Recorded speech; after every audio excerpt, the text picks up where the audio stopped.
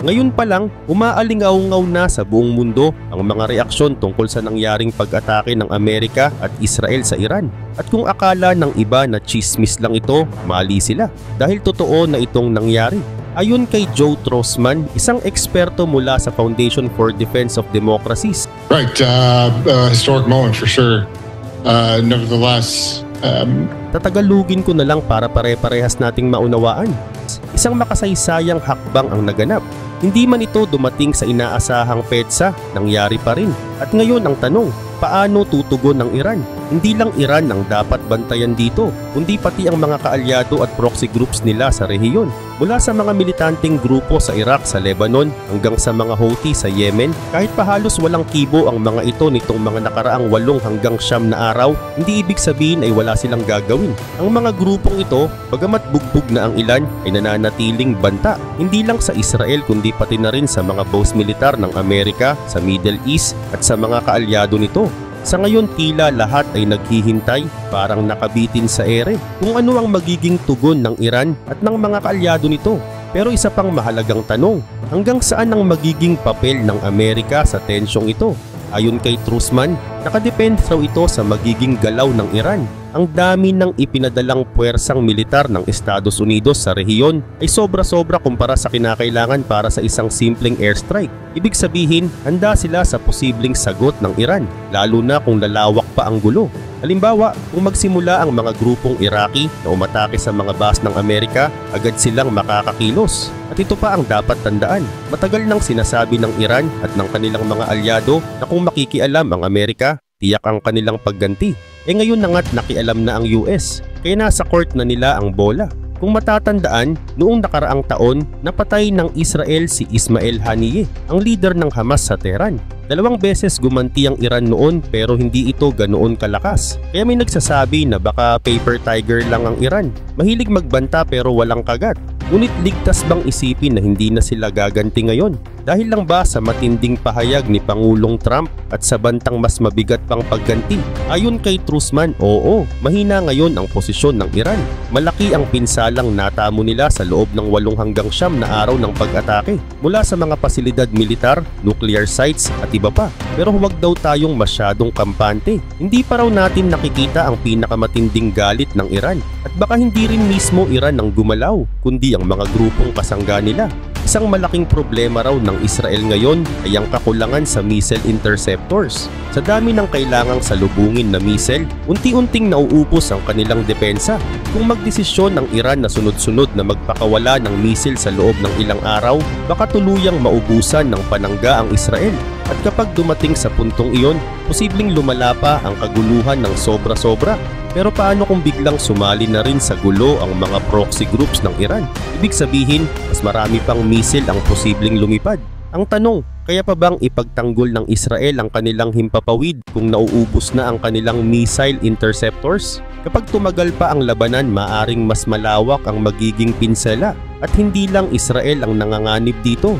Nandyan din yung mga base militar ng Amerika, pati ang mga kaalyado nito sa buong rehiyon. Lahat sila pwedeng maging target. May mga nagsasabi na mahina ang Iran, na parang paper tiger. Maingay pero walang lakas. Pero ayon kay Joe Trostman, hindi siya kumbinsido.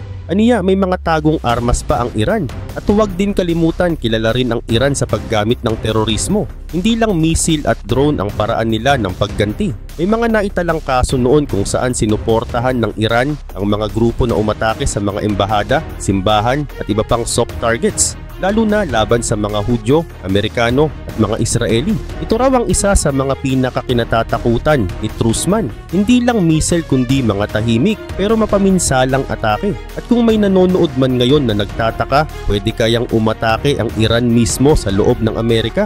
Ayon sa kanya, hindi imposible. May dahilan para mangamba ang publiko dahil may kakayahan ang mga proxy group ng Iran na gumawa ng mga pag-atake. Hindi lang sa US, kundi pati sa iba't ibang bansa. At napatunayan na nila ito sa nakaraan. Hindi raw niya masabi kung kailan ito mangyayari, pero dapat ay bukas ang isipan ng lahat. Hindi lang sa mga nakikita natin sa balita, missile, drone at airstrike. Maaaring ibang anyo ng karahasan ang gamitin nila, gaya ng pambobomba o tahimik na pag-atake sa mga sibilyan. At minsan, hinihintay lang nila ang tamang pagkakataon. Hindi raw ito nangangahulugan na may mangyayari agad bukas. Pero kilala ang Iran sa pagiging pasensyoso sa mga ganti. Kaya wag daw nating iasa ang seguridad sa ideya na tapos na ang laban. Mga reaksyon ng mga Republikano. Habang nagpapatuloy ang tensyon, nagsalita na rin ang ilang mambabatas mula sa Republican Party. Isa sa mga pinakamaingay ay si Congresswoman Marjorie Taylor Greene mula sa Georgia. Sabi niya, tuwing malapit ng umasenso ang Amerika, bigla tayong nasasangkot sa panibagong digmaan sa ibang bansa. Ayon pa sa kanya, hindi raw babagsakan ng bomba ang Israel kung hindi nauna ang gobyerno ni Netanyahu na bombahin ang Iran. Giit niya, may sariling nuclear weapons ang Israel. Hindi ito dapat laban ng Amerika. Kapayapaan ng sagot. Nanawagan din siya ng dasal para sa mga sundalong Amerikano sa gitnang silangan at binanggit din niya ang pangamba sa posibleng atake sa mismong Amerika. Lalo na matapos raw buksan ng border nitong nakaraang 4 na taon kung saan mahigit 2 milyong tao ang pumasok ng hindi nasusuri. Ilang iba pang Republikano tulad ni Thomas Massie ay tinawag na labag sa konstitusyon ang aksyon ng presidente. Ayon sa kanila, dapat daw ay dumaan muna sa Kongreso ang pahintulot para sa mga ganitong strike. Pahayag ng Speaker ng House Mike Johnson. Sa kabilang banda, buo ang suporta ni Speaker Mike Johnson kay Pangulong Trump. Ayon sa kanya, malinaw na ipinakita ng military operation sa Iran na seryoso si Pangulong Trump sa kanyang mga pahayag. Binigyan niya ng pagkakataon ng Iran para makipagkasundo pero tumanggi ito. Idinagdag pa ni Johnson na ang naging aksyon ng Amerika ay paraan para pigilan ng pinakamalaking sponsor ng terorismo sa mundo, ang Iran, na magkaroon ng pinakamapanganib na sandata sa mundo. Anya, ito ang tunay na kahulugan ng America First. Pinuri rin niya ang mga sundalong Amerikano na tinawag niyang pinakamapangyarihang puwersa sa mundo at humiling na makauwi silang ligtas. Paliwanag pa ni Johnson, alam ng Kongreso ang panganib at tinimbang ni Pangulong Trump na mas mahalaga ang agarang aksyon kaysa hintayin pa ang boto ng mga mambabatas. Giniit niyang ang ginawa ng Pangulo ay ayon sa tradisyon at kasaysayan ng Amerika kung saan may kapangyarihan ng Commander-in-Chief na magpatupad ng agarang strike kung kinakailangan.